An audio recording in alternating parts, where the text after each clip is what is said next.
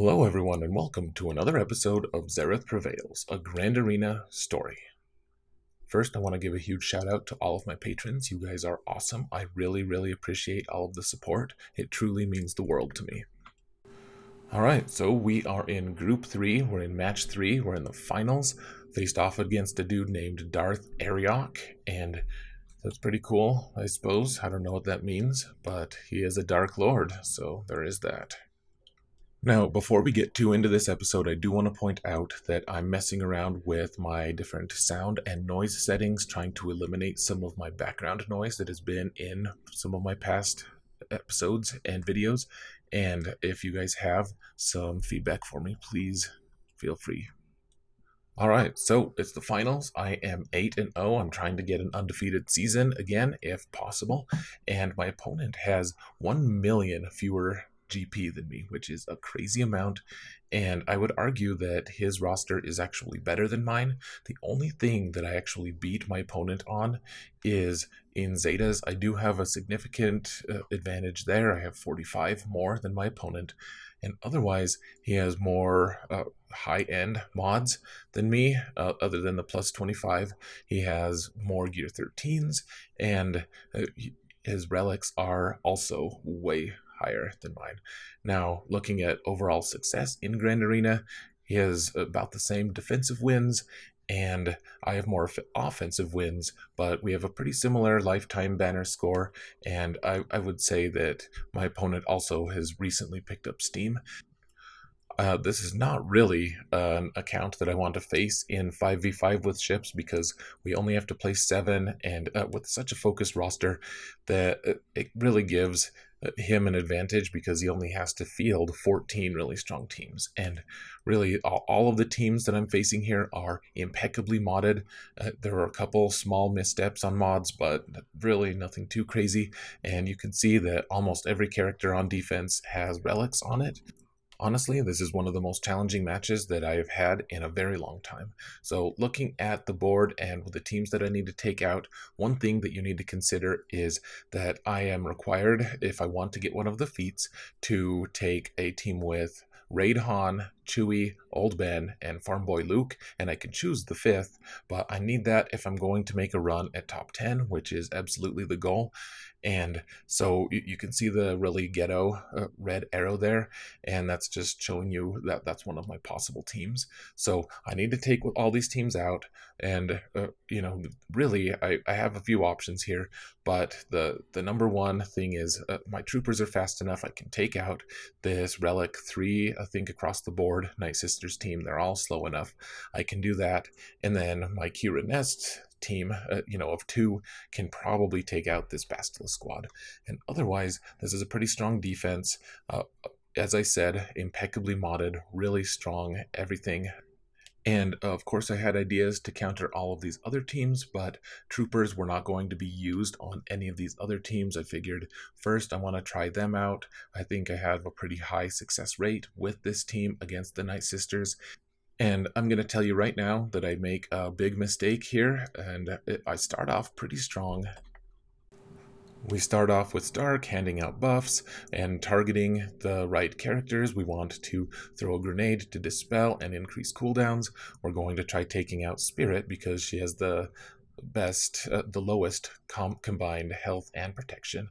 And even though I didn't kill Spirit in that AoE, I did manage to kill her with Retribution, and now we killed Talzin already. And here's the big mistake. You see the stagger that's on Old Daka and on Asajj. I should not have been shooting them with those. It's great, it's attractive to do that, but my AoE here from Snowtrooper would have gotten that, and it clearly was not enough here, and you can see Talzin got a turn and just totally wiped me out. Luckily, I had put it on airplane mode, and that was a huge, colossal, monumental failure. So now we need to figure out how to win with one fewer offensive team, and we still want to use Kira Nest against Bastila. That's always a good investment. And then we really need to figure out what we're going to do against these squads on the top. The ones on the bottom have a little more flexibility, but Jedi Revan and General Grievous with BB-8 present major threats. We also need a plan to deal with those Geonosians. We need to get to that bottom zone, but if I can't deal with these top squads, then I'm going to be sunk. So in the end, after consulting with some people, big shout out to my buddy Sendao, he provided some insight on how to counter the Jedi Revan team.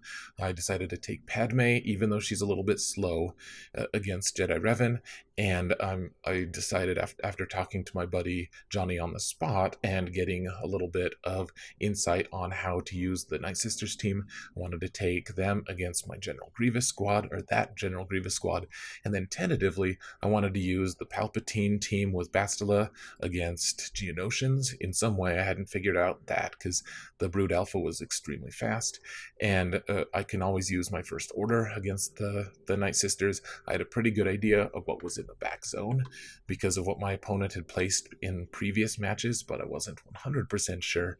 And, again, my Commander Luke probably could have done pretty well against some of these teams, but I'm saving that squad for a back zone because I really want that feat, and I am all in trying to get into top 10 at this point. All right, so there was really no point in delaying. I needed to get through this top zone. If I couldn't take out one of these teams on the top, I was going to have to break up that Commander Luke team and not get the feat, and therefore sacrifice top 10, or, my aspirations for top 10, I should say. And one of the insights that my buddy Sendao gave me was to take Barriss instead of 3PO, because if Jedi Knight Anakin gets marked, which you don't want at all, that's the worst case scenario, and you can see that he did get marked, and he always gets marked, it seems like, at least, then Barriss would be able to hopefully keep him alive a little bit longer. So now what we're trying to do here is honestly just keep Anakin alive. We're trying to build up stacks of courage and protection, and once we get stacks of courage, we can start one-shotting people. And even though Jolee is going to be immune to all of our crits, he is not going to be immune to courage, and courage is the thing that's going to end up taking him out, just because courage does damage to percent health. And so I targeted the Plo Koon because he's only gear 12. He's a pretty easy target, and once you take him out, that gets rid of Savior, and now whichever character we kill will actually die until he is potentially revived by Jolee. The hope is, of course, that we're going to be able to take Jolee out first. Now that Plo is gone, now the battle really begins. If we can take Jolee out, then he can't revive anyone, and he can't be revived. And once he's gone, then this team is beatable by any number of teams. Even though it would be very challenging for certain teams, it would be great. So we did manage to, at some point, heal up Jedi Knight Anakin's protection a little bit, and now Mark is off of him. It's on to Shaak Ti, which is fine. Shaak Ti isn't an essential component to this team, though of course we want to keep her alive for banner reasons. And we're just trying to take out Jolee. We keep getting really close, and then this team has incredible health and regeneration powers, but eventually I did have enough stacks of courage that I took out Jolee. So now that this match is actually live, we can potentially win, and I guess we could always have potentially won. I was trying to figure out, though, which character to hit. They all have Retribution up, which is no fun, and that's on my own fault. I put Retribution up from General Kenobi, and then Yoda just copied it and handed it out to his own guys. And now the choice is, do I kill Jedi Revan or do I kill Grandmaster Yoda first? And in the end, Jedi Revan is probably more important to the team. He has Savior, he has the leadership ability, and really, once Jolee was gone, this match was always going to be a little bit easier, and so we're just trying to pick them off. We only have 2 minutes, but that shouldn't be a problem, especially because Jolee is the most resilient. We've already really killed 3 because we've taken Plo out one time before, and that just triggered Savior, so it didn't really feel like we took him out. And really it's all over but the crying at this point. We can do a big dispel, big hit, and I guess I could have tried to make the match last a little longer and get healed up by Shock T somewhere, but that was going to take a long time, and there was no guarantee that it would actually work, and I didn't want to time out, so I just did a mass assist. 55 banners is great, and now we can jump straight into this General Grievous match, where it's General Grievous with basically max everything. Everyone is maxed. B2 is like Relic 6, and otherwise everyone is Relic 7. Maybe Magna Guard is slightly lower. We're using Night Sisters. Before last week's, or rather this week's, GA lock, I did get Old Daka up to Relic 5. She's at 128k effective health, and every time one of my Night Sisters dies, she increases her health by 10%. So really the expectation here is all of my Night Sisters will die multiple times. Eventually Plague will slowly just destroy the droids over time, and Old Daka just needs to survive the whole time. If Old Daka dies at any point, then we are almost certainly screwed. If there are a couple potential win conditions if she dies, but it's looking pretty grim if she dies. So the goal here is whenever we have a heal and she needs a heal, then we're going to use it. Otherwise, we want to use basics if someone is dead, because that grows turn meter on Old Daka. And you can see I'm putting airplane mode on because there's no guarantee that I'm going to actually win this. And this is a match that I've done quite a few times, just not in Grand Arena. I do it in Territory Wars. I've done it in just Arena to practice, and I'm trying to think of what exactly to do here. I could try to take out BB-8, and that would be great. I could also dispel and heal my sisters, so that's what I ended up doing with Asajj. I think maybe that was a mistake. Probably should have just taken BB-8 out. And you see the Spirit was able to stun General Grievous, but that didn't really last for very long. And really, I was starting to feel concerned. I don't want Illuminated Destiny to go off with BB-8. That could potentially be a problem.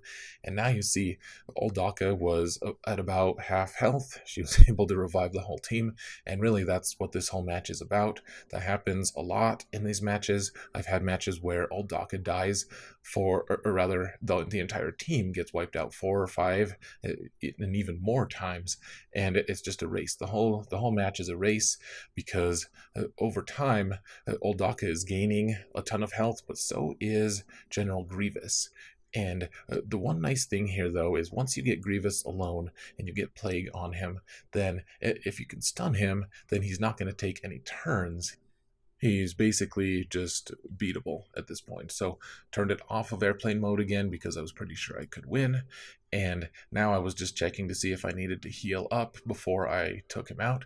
Another 55 banner win. This is not going to be efficient. I've already dropped 30 banners total, for 20 for the loss and 5 for each of my other matches. But I did manage to take out 2 pretty strong teams.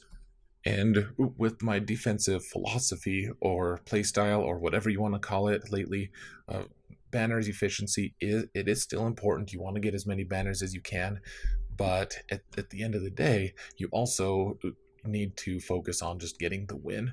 And so now we're going to this bottom zone here, and I really felt like I should keep my trio, my Sith trio, if I could. And these Geonosians are really fast, and they're really well modded, and they're all Relic 2 or 3, and some of them are Relic 5. This is a truly huge challenge, and so even as I'm selecting my squad and I've already made my plan, I'm debating what characters I should take, because if I take Sith trio with Traya, there's a chance that I can win, but with all of those relics against my Gear 12 Sith trio, I was pretty sure I was not going to win this. So the question was, if I can preserve the Sith trio for a later squad, that would be great. Palpatine plus Bastila Shan against Geonosians is great. Now, the huge source of debate here for me was my Bastila was faster than all of the Geonosians, but no one else was. So you see, she's going to put up her debuffs, and then Brood Alpha dispels all of them. That gives me max turn meter on all of my characters, but it also means that I took a lot of hits, and Bastila was targeted first. That's great. Now Thrawn is almost dead, and I've done almost no damage. There's very few debuffs on this squad, and all of my characters, like Tarkin, is only gear 12 plus 0, and he's pretty indifferently modded. Their Brute Alpha is actually modded for tenacity here, and so with all of the different buffs and everything, he's at over 150% tenacity. So even with Palpatine lead, it's going to be really hard to get any debuffs to stick to the Brute Alpha. And now that we've gotten a few stuns, that's great, but the 3 remaining Geonosians who are not stunned are going to hit pretty hard just because they have a lot of relics on them. And I'm sure you can sense at this point, if they get one mass assist against the wrong character, or I make some kind of misstep, I will end up being in huge trouble. And it can really cause a cascading effect here. So I was really trying hard to avoid that. You can see Thrawn is dead. I haven't really made that much progress, and most of the squad now is unstunned. I don't really have a way to get them stunned again right now. I can only hope that I can get enough turns and enough effects are able to be dispelled before anything really bad happens. Tarkin in one flash is already down to just barely existing at this point. So you can see I'm not targeting the Brood Alpha with fear from Bastila. Maybe I should have, but the disparity in potency and tenacity was enough that I didn't want to waste fear on him if I could put it on someone else and have it stick. So here I'm trying to figure out, I'm looking at lightning, because if someone is shocked, then I can do a ton of damage to the entire team with this Bastila shock, but no one is shocked, so instead I just did what I did, and now I'm able to finally get a little traction. None of these guys have, or all of these guys have stun. I wasn't sure though if the Brute Alpha had reduced all of his cooldowns yet or not to be able to dispel everything. And one thing I will point out, I'm trying to hit the characters who have stagger on them, because that reduces their turn meter. That means that they aren't going to take a turn, obviously. So the more control we have, the fewer turns these guys have, the better. And even though we want some of these effects to be dispelled eventually, if they're just stunned, then we can just take a lot of turns without them going at all. So Brood Alpha, of course, is just hanging out there. He refused to be stunned, and I'm just trying to put all of the different damage effects and debuffs on them as possible. This is a really long match, and I'm taking my time to decide on what exactly I should target. But as you can see, even though this team is really poorly geared, the only gear 13 on my squad is Bastila Shan at Relic 3. And I guess Palpatine is now Relic 1 as well, to be fair. The control that this team has, once you get control from the very start, even though these guys are faster, you can really just destroy Geonosians. So this is one of the best modded and highest relic Geo squads that I've had to face in Grand Arena, and this was a very nerve-wracking match, but in the end, I managed to win, and then there was no victory sign for what seemed like forever, and when it finally appeared, I was pretty relieved. So 54 banners, this is not efficient at all. And now we have to jump into Night Sisters, who I've already failed against once. Once again, they are extremely fast, really well modded, and I don't have a ton of teams that can deal with them super well. I was thinking about taking Commander Luke, or rather my Han team, with Watt and using Old Ben as the lead, but decided I didn't want to risk that. I wanted to make sure I got the win, and frankly, this Kylo Ren team with Watt is more than sufficient to beat Night Sisters. At this point, I'm sure you've seen this battle before, but I'll recap just in case. Now, first, Watt goes, he puts the taunting tech onto Kylo Ren unmasked, after the taunting tech goes up because it's non-dispellable, then eventually he's going to put the weapons tech onto First Order Executioner, and that combination is going to lead the Night Sisters to try to kill Kylo Ren unmasked because he's taunting, and it's not going to work because he is Relic 7 and really strong at this point. Then First Order Executioner with the weapons tech is able to kill Night Sisters permanently, at least all Night Sisters that aren't zombie. And so once Executioner goes, he can chop the head off of Talzin, and Daka can't revive him or her, and neither can Zombie, and now we can take out Asajj, and it just doesn't matter. Like, this is a really easy counter. The more relics you put on the First Order, that's great, but First Order officer, well, I guess at this point he's probably Relic 5 because of the Galactic Legends, but this counter worked great when everyone was a lower relic level and Watt was only 6 stars. It's only grown easier, of course, as I've increased my relic levels, but this is a really strong Night Sisters team. You saw what Talzin did. She one-shotted 4 of my Imperial troopers in one AoE. Like, it was not pretty. Maybe to some people who hate troopers or hate me, it was pretty, but it was this team just completely dominated the team that had previously dominated my troopers.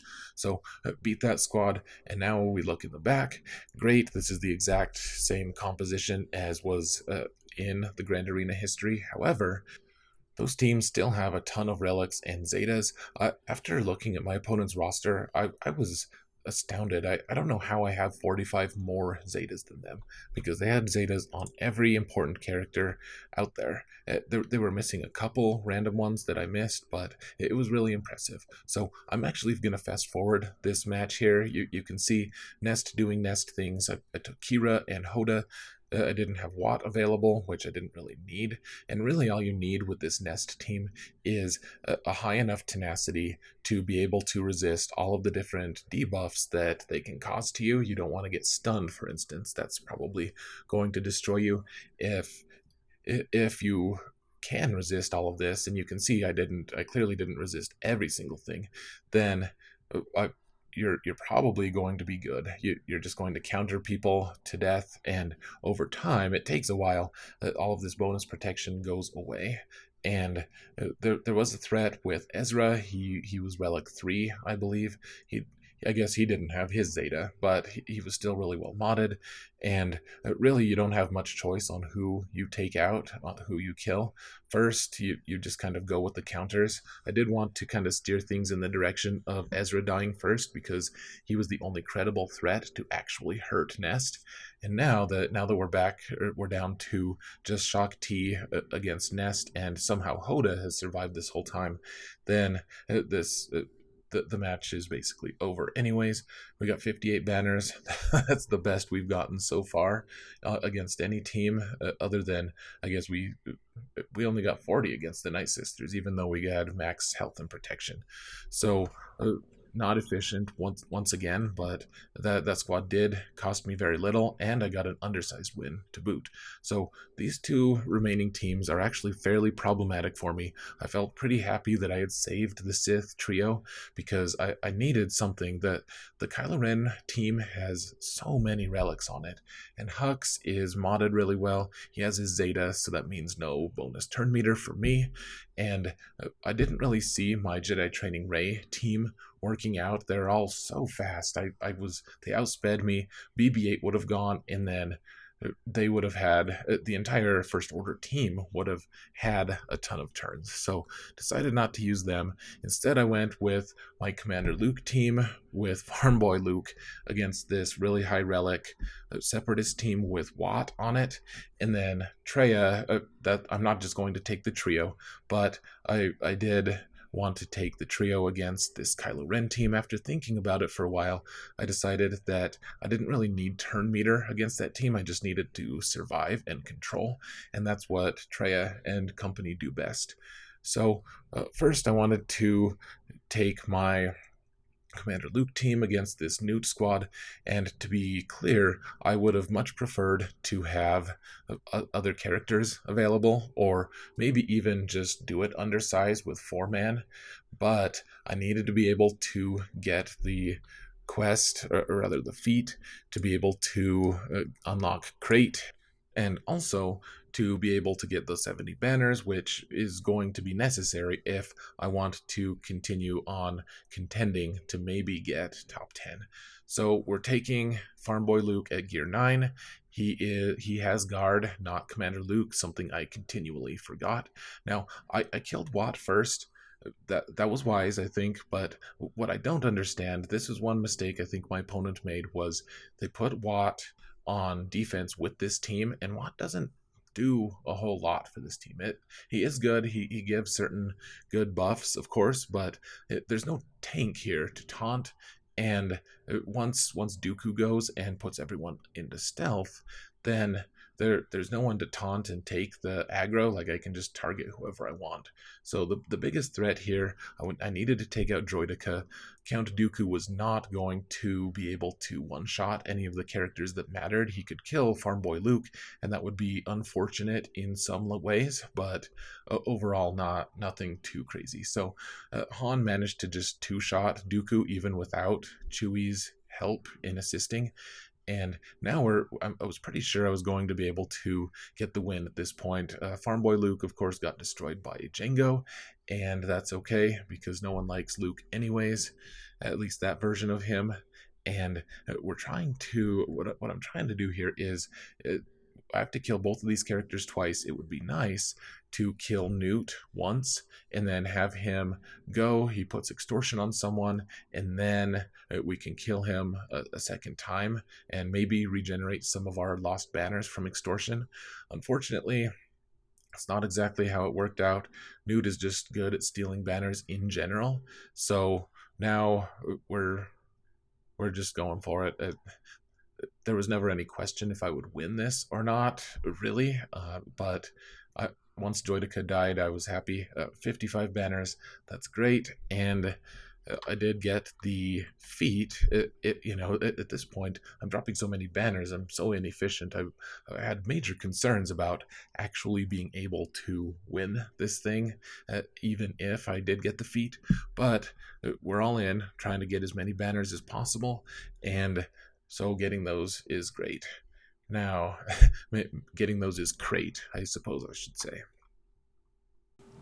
So things were going okay, but really, I've been on the edge of disaster this entire match. Every single fight was extremely vital. Once I had lost with Imperial troopers, that basically reduced me to only having one counter for each team. And up till now, I felt like I had done a pretty good job of managing what squads I could take and keeping the squads that I needed.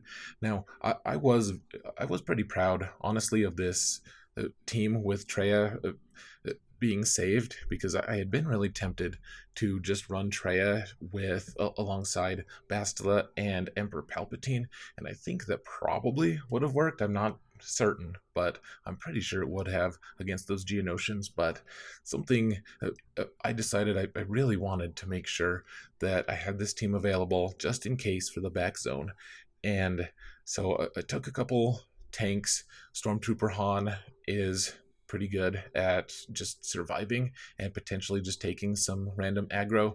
I got a pre-taunt from L3, which is great, and now we're just trying to basically get enough stacks or whatever from Nihilus to be able to start annihilating people. And I'm actually going to speed this up a little bit because this match takes a little bit of time.